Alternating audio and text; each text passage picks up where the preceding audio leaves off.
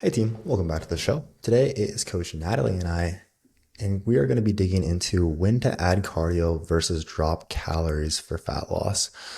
So, really, this is going to be very specific to women who are already quite lean, trying to get leaner, or I would say relatively lean, trying to get leaner. This is really by far our most common clientele. Hey, we're already at a pretty good place, already have an above average physique, but I want to take it to the next level. So that's again kind of our target audience with this episode. We'll touch on considerations for others as well, especially like if you're a coach, this will really help with your decision making process.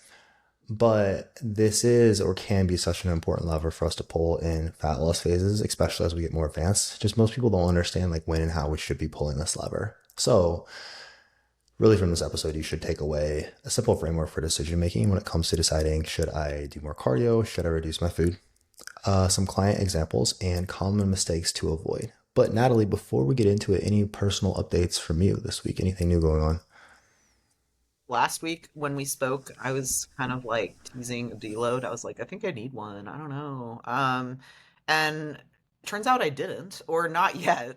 So I have not deloaded. I think I also mentioned that my sleep was a little weird last week, and like I don't know why. Like it just kind of was, but that feels very much back on track this week. Like some really satisfying sleeps, thankfully. And so surprise, surprise, as a result, I feel a lot better. It's funny how that works. Wow, sleep is important. So I feel a lot better this week. I know, like, again, training performance was still like really high last week.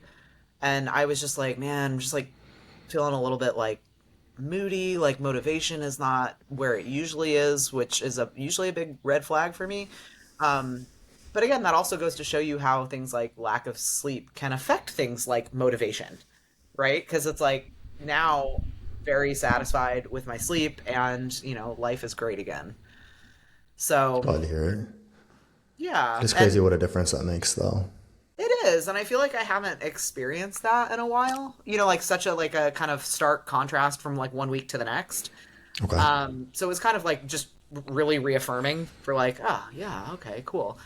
So still pushing really hard and like training has felt like really good. Getting my weekend naps in, which has been Hell really yeah. helpful. Yeah. Okay. Like now it's like become a weekend non-negotiable.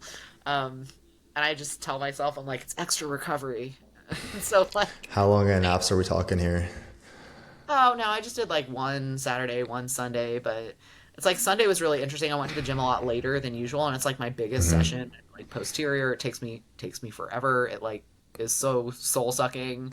But like I had a really slow morning and like got in extra meals because I don't normally train that late, right? So like by the time I trained, I had more food in me and I had a nap beforehand.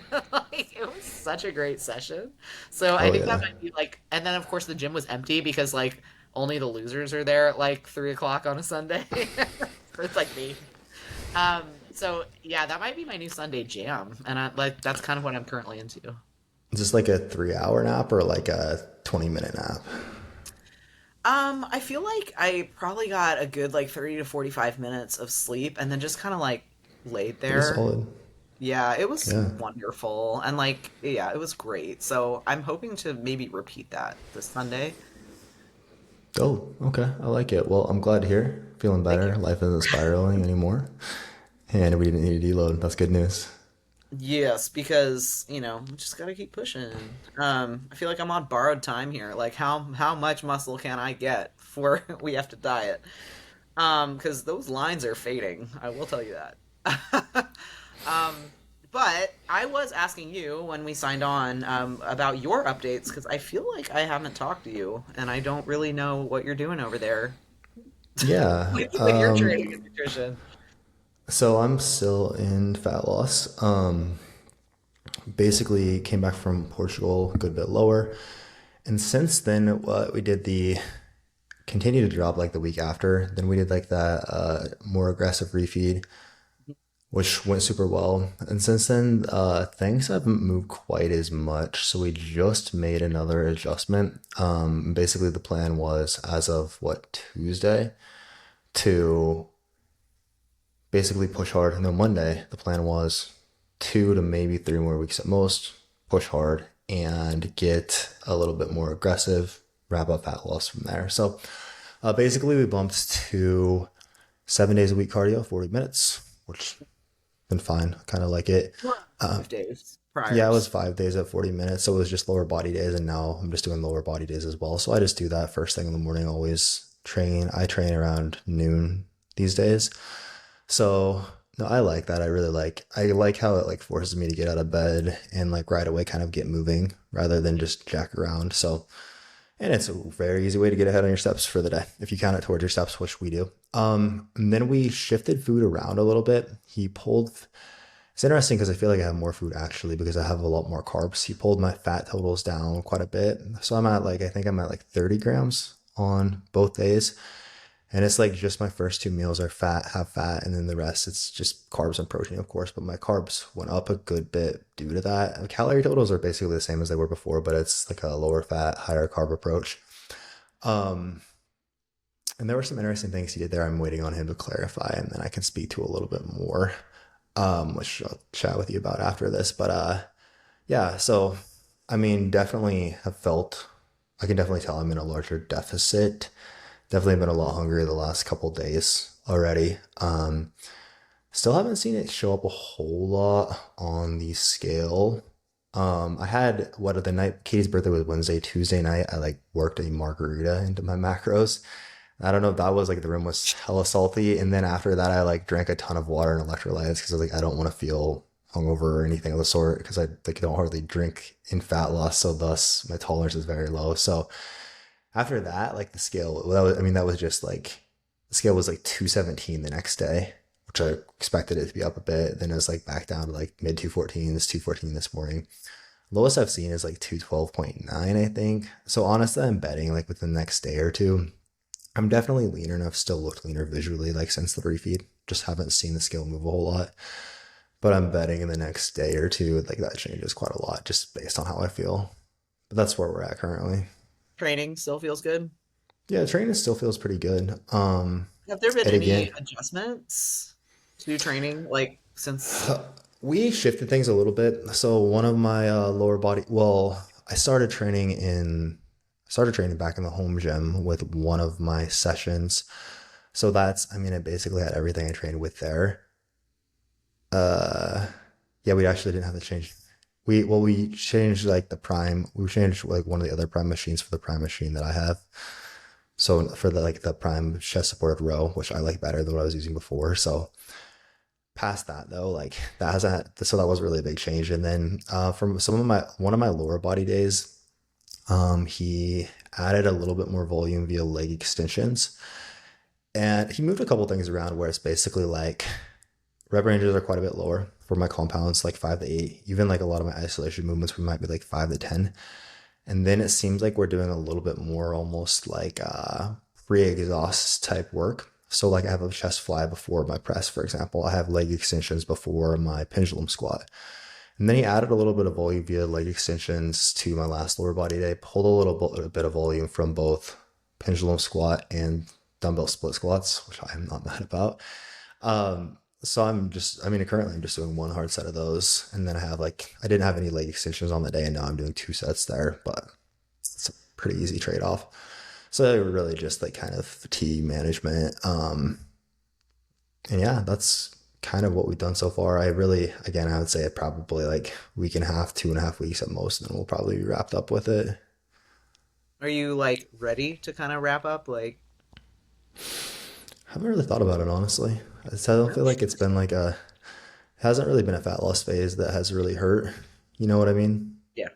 And It's so I don't funny. know. I just did Instagram live with Andrea, like literally Hmm. like right before this, Hmm. and we were talking about her client Rachel's mini cut. Yeah. And the question was like, why did you opt to do like a 9 week mini cut versus like a slower fat loss? And so we like kind of Hmm. got into that, and we started getting into like the mini cut like mentality and mindset side of things. I know you're not in a mini cut, but we started getting talking like some mindset, and we were both just like, sometimes you just like you kind of cultivate that mindset of like, I just like want this to hurt, like I want it to be hard, like I'm ready, and that makes such a difference. Okay. I think, and like how you show up, and I know you like were geared up for this when you all started, so And I don't even know if I personally would say I want it to hurt. Like, but it just I don't know hasn't if I like want that. Like, if it's easy, I'm for sure good with that. It's yeah, just, it's just like this is just fun, and it's fun to see like my physique change, but yeah, it hasn't really gotten to the point yet where truly, like, again, I think the cardio thing, people like can think it's easy to think like, oh, that would suck. But honestly, I feel like it's so much easier than like when I was eating 2100, 2200 calories, like at the start of this deficit, I for sure would want to be done if I was still doing that, So I feel like that's a big part of it as well.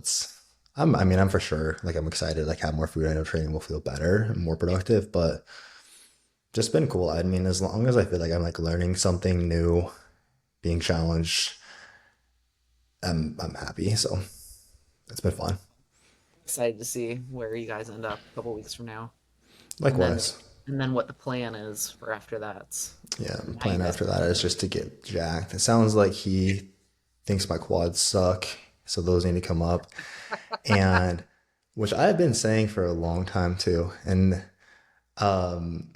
I feel like everyone else that has said that too. My other coaches are like, no, good quads is normally biceps and chest, which I always feel like are a strength. But then, What about a calf specialization phase? yeah, calves. Everyone says my calves suck.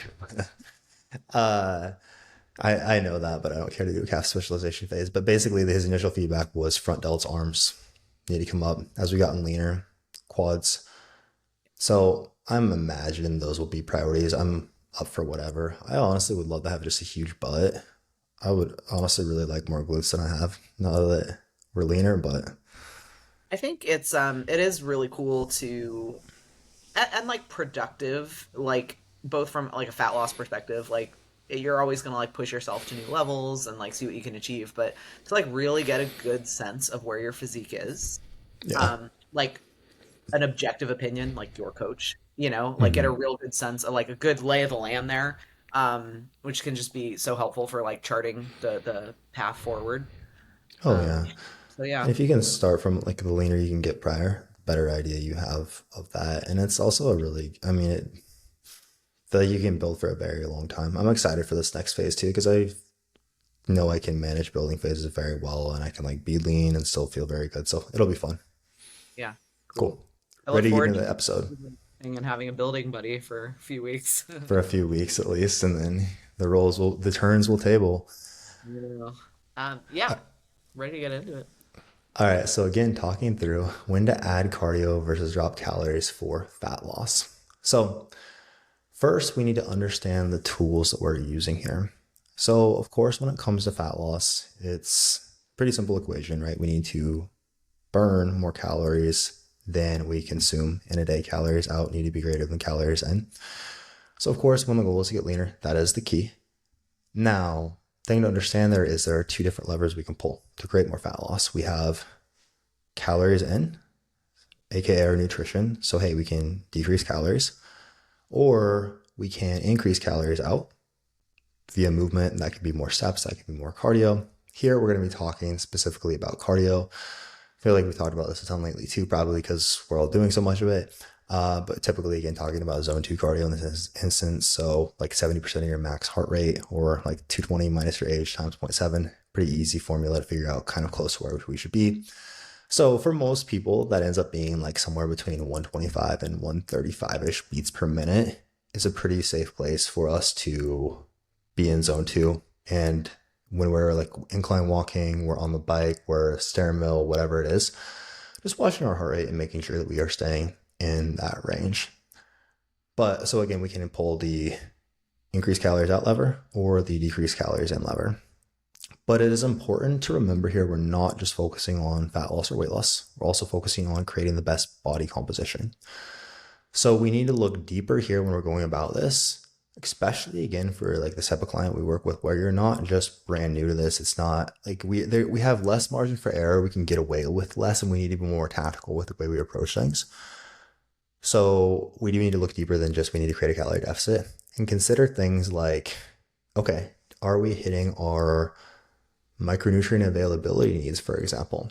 This is one, like when we're just focusing on manipulating the calorie side of things, we're just dropping calories lower and lower, especially again for like this type of client. Typically, this is someone who is has a relatively, I mean, just looking at like men versus women, typically like a female will have to eat fewer calories in order to lose because you'll typically have a smaller frame and smaller total body weight, right? So if you're 5'2", 120, you're going to have to eat quite a bit less typically to lose body fat than someone who's 6'2" and 210 pounds, right? That person might be able to eat 2,200 calories and lose at a good clip, whereas you might have to eat 1,200 calories to lose at a good clip. So the problem we run into there is you can have a much harder time getting, just because we have less overall calories to work with, can be a lot harder to get all of the micronutrients in we need, just we have less food for things like our berries and eggs and all this stuff that it gives us, again, like our selenium, our B vitamins.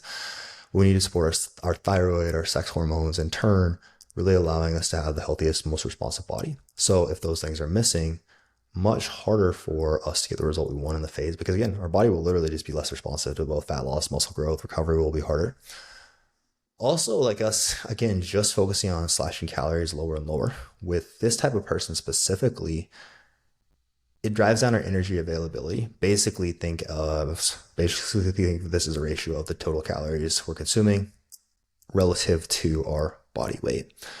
And when this starts to get low, we again further see like, hey, this is when it's very common for like a woman to lose her menstrual cycle.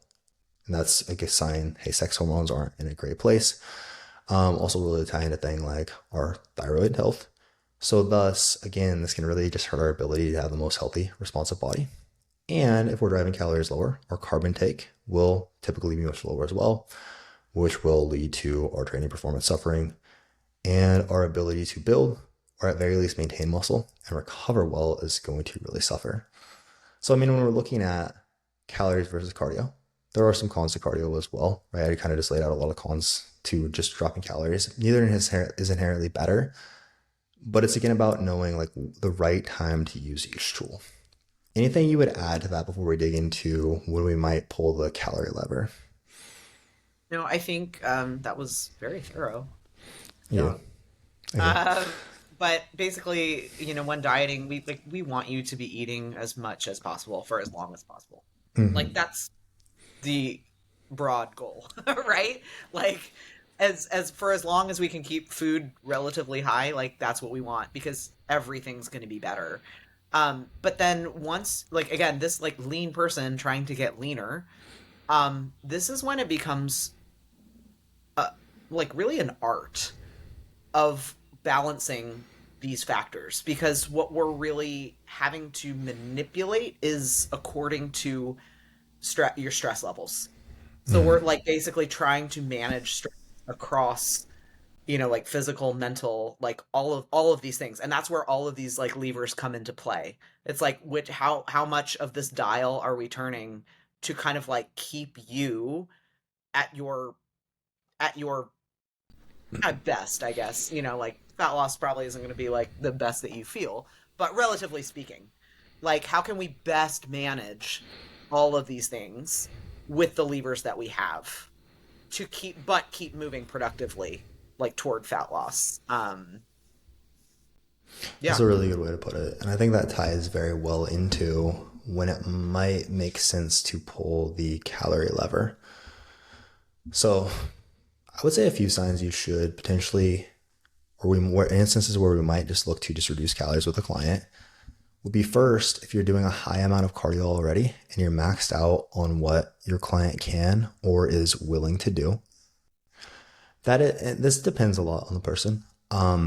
I think that normally people are pretty up to do a good amount of cardio. Uh, but Like especially this type of avatar that we're talking yeah, about. Like this is the person again like you're all about it. right, So right. it's like if it's a conversation of like, "Yo, how do you feel about adding another day of cardio?" They're here for it. Like, you Yeah, know.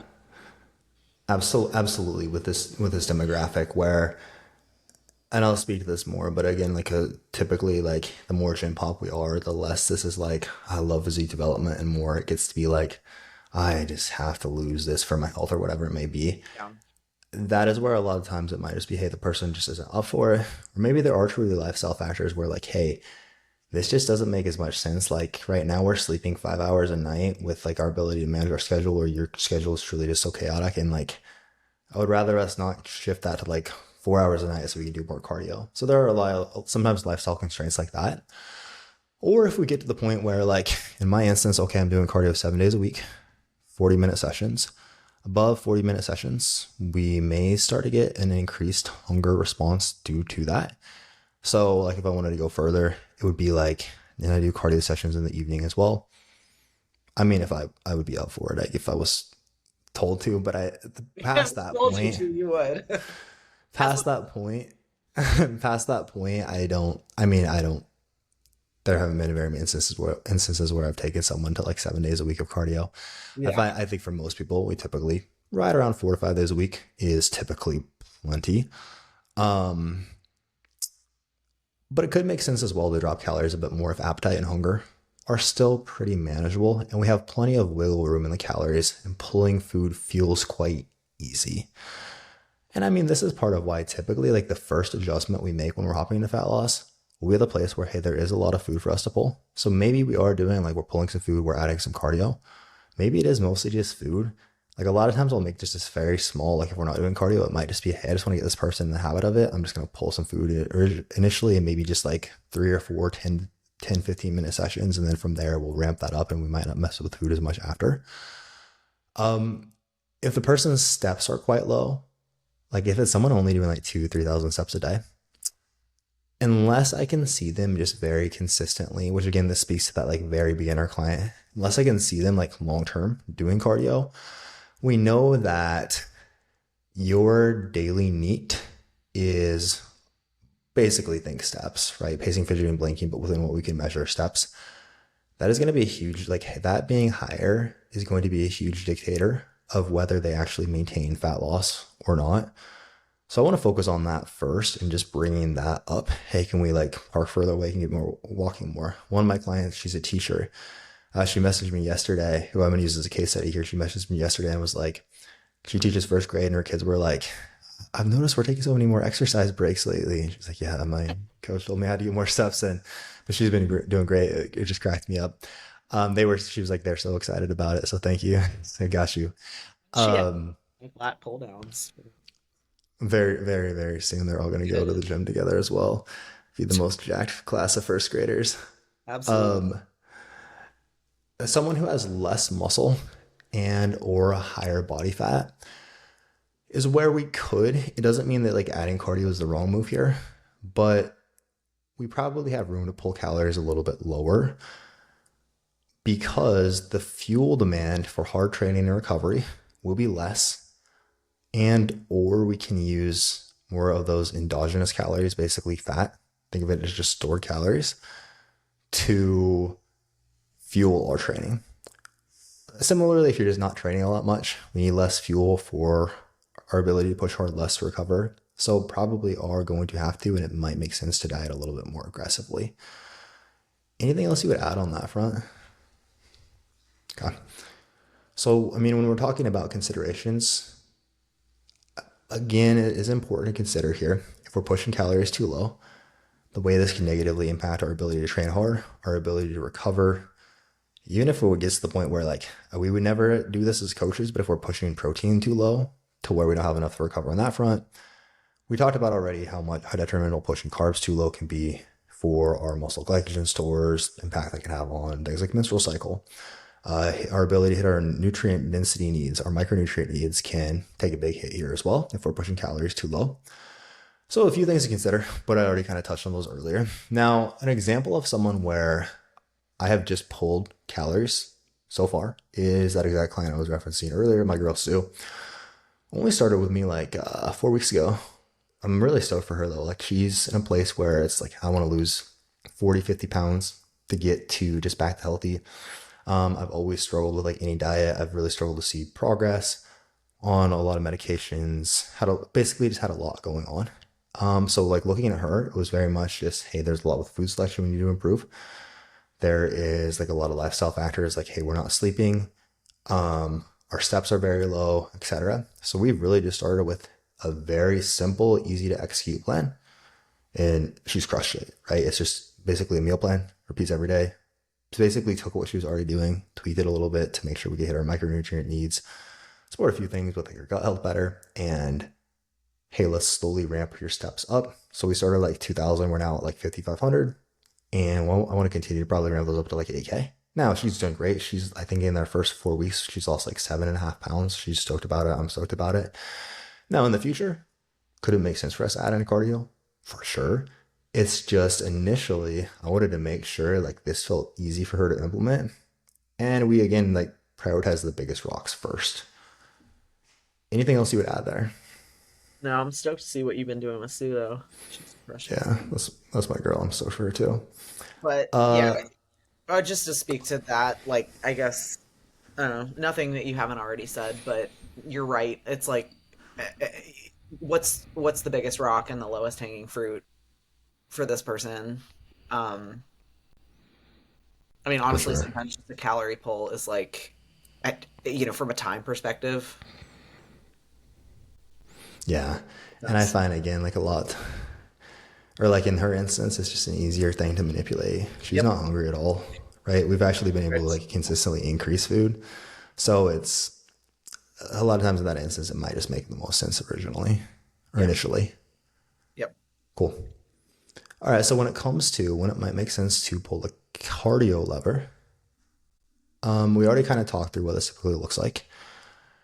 But first, we want to make sure, again, typically zone two, but first, we want to make sure that you actually have the time to make it work, which again, most people in this demographic do. And as I kind of alluded to earlier, I think especially for women who are already lean, trying to get leaner, pulling the cardio lever a lot more than most people do. I think people think of like the bodybuilding space, or maybe like you've done like, I don't feel like people as much anymore like do a like bodybuilding prep just to get in shape. I feel like back in the day it was a lot more common thing, and there would be like, I feel like it used to be a lot more common that I have clients who were like, oh, I did a prep like 10 years ago just to get in shape for summer or something like that. And like they had me doing like 2 hours of cardio a day, and it was just basically shitty coaching back then, I think. But I don't find that to be all that common anymore. And again, in this instance, I think it makes sense for us to pull that cardio lever a lot more. As I mentioned, if you're more petite, you will have to diet on quite a lot lower calories. So it probably makes sense for us to use a good amount of cardio to drive the deficit once we're already fairly lean, especially if you have a good amount of muscle and you're training relatively often and hard, like 4 to 5 days per week. Again, we need more external fuel at this point. Like when we're not as lean, we can get away with dieting on lower calories. Our body will use like our body fat stores for more energy to fuel our day to day, our training, etc. Here, we are going to need more external food coming in to support our ability to train hard, recover well. And thus, it makes sense for us to keep food higher and use more cardio to drive a larger deficit. Again, especially as you get to be someone who has to diet on relatively low calories in order to keep losing. I would also say if hunger is quite high, or if you're someone who struggles with hunger more when dieting, a lot of times using cardio a bit more can make sense. I find generally like us doing a little bit more cardio, eating more food, has a much smaller impact on hunger than dropping calories. Again, like I think this is my own mini cut's a great example. Well, not a mini cut anymore, but it started off as a mini cut. By the end of the first 4 weeks, like 2,100 to 2,200 calories that I was on daily. I was pretty hungry. Didn't feel like a whole lot of food at all, but I was only doing two 20-minute cardio sessions. I'm way leaner now than I was then, way further in the diet, but I feel like I'm eating so much more food now. But I'm also doing a lot more cardio. I'm doing like, what is it? 280 minutes of cardio a week rather than 40 minutes a week. Um, but I find typically as a little bit hunger has a or cardio has a little bit smaller impact on our hunger going up versus us dropping calories. Anything else you would add? Yeah, I think also mentally, like I know you're doing fasted cardio, right? First thing in the Mm-hmm. morning. Yeah. Like a lot of times when you're dieting and you're like waking up and your stomach's growling, maybe you're like a little bit hungry. Um, Cardio actually helps.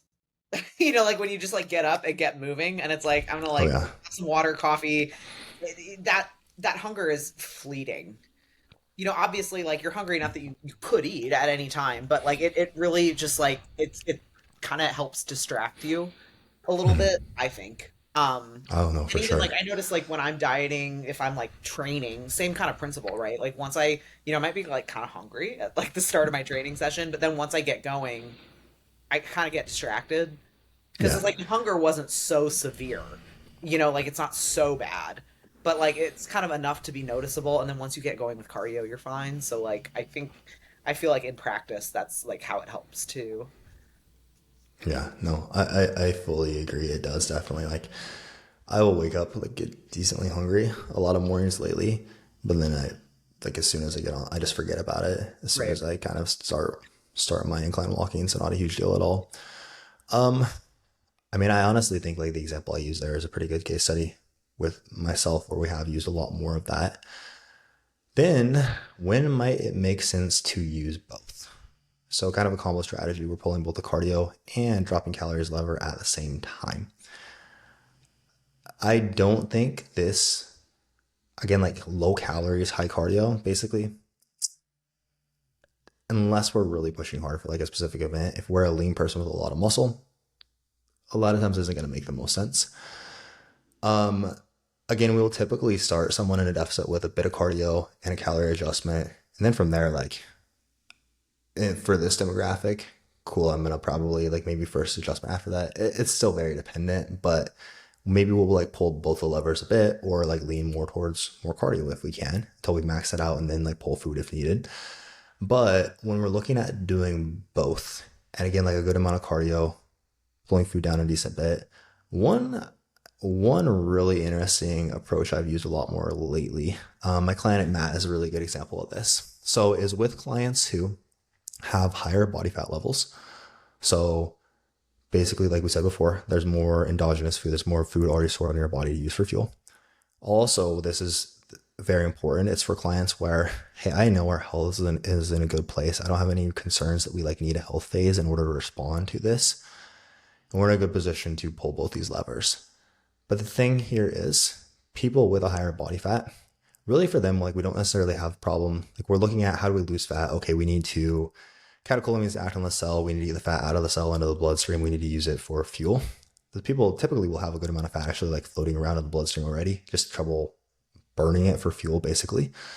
Normally their insulin sensitivity, metabolic flexibility, so basically ability to use carbs and fat for fuel are poor. Here again, like a lot of times we're talking about fat. As I mentioned before, like fat, a lot of fat like floating around in the bloodstream, we're just not using it for fuel well. So we need to basically get your body better at that as well. Um, so here looking at this and like how can we improve that? I thought about this on a podcast. I shared it, I guess, on our channel here as well. I talked about this on a podcast with Jeff Hain recently also. But when we're looking at how could we potentially improve this, basically our body's ability to use more fat as fuel.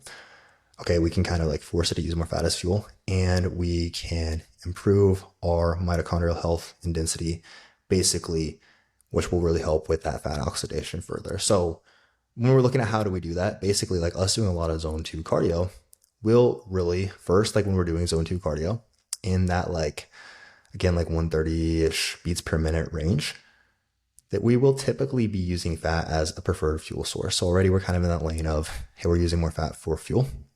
Alongside that, zone 2 cardio really helps improve our mitochondria, which in turn will help with that fat, our ability to use the fat for fuel. And in concert with this, if we pull food down, again, like in this instance, so like in Matt's example here, what we did was we started him off with the foundation phase where we were just basic hypertrophy, making sure he moved really well, trained hard, just got him dialed in on his food, saw how he responded with a more balanced intake. And then for 8 weeks, we went into a phase where I was pushing him quite hard. I dropped his carbs way down. His carbs were quite low actually. And I ramped his cardio up pretty considerably. I think he was doing 6 days a week cardio, like 30 to 40 minutes per session. And for 8 weeks, we hung out there. As far as like his training went, he was still doing like enough hypertrophy training to hold on to tissue, and he still continued to progress, but it wasn't nearly as specific hypertrophy as before. And I He was was like having him like in each 2 days a session. week. Go ahead. Is he What's doing that? like 2 days a week training? He was doing 3 days a week. So he was doing 4 days a week prior. I pulled him back to 3 days a week actually. And like, hey, each training session ended with 30 minutes. And it was basically just like 4 or 5 compound movements. I think it was basically 4 compound movements in each training session. Again, hey, we'll touch on everything enough to maintain the tissue that we built. But again, like fat loss, improving metabolic flexibility, nutrient partitioning, all these things is our number one priority currently. So we hung out there for 8 weeks. Dude made a ton of progress. I mean, we're down like his physique, from how his physique looks, it looks like we're down like 26, 27 pounds. He's built a ton of muscle in the process. The scale is showing up as like right around 20 pounds that we've lost, but we made a crazy amount of progress. And then once we started to get to the point where, okay, I'm really starting to feel pretty garbage in my training, visually, we're starting to get leaner. We're starting to get close to like 20-ish% body fat, where I feel good about like us being able to like feed you more food, feed us more carbs.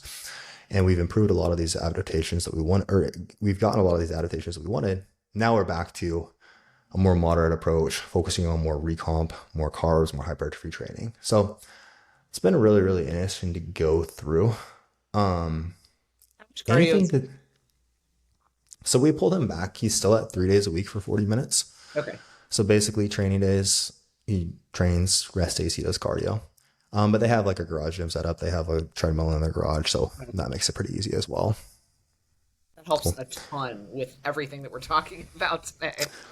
That does help. And that's like, you can find super easy on the Facebook marketplace. It's really easy to snag like a treadmill and a little elliptical or something of the sort. And it does just help so much. I have one in my garage and that makes a big difference. I saw your client Lexi just got like a Stairmaster for her home gym. I'm like, dang, Yeah. No, her home gym is going to be legit. like the extra mile there. Oh yeah. No. Yeah. Shout out to Lexi. She is very good at going the extra mile. Anything else that you want to add here before we wrap it up? Not off the top of my head. You did a really good job covering that. Thank you. No, I So, don't really feel like I have a I mean, ton. to recap, really, it is biggest thing here to understand is we need to use the lever that gives you the most return for the least downside for your current context. Again, we use 3 different case studies of 3 people, all in much different situations. But I kind of need to zoom out and look at, to create the best body composition here, which of these levers is going to be best for us at this time. Again, the more advanced you get, the more important it is for us to really look in depth at what that might be.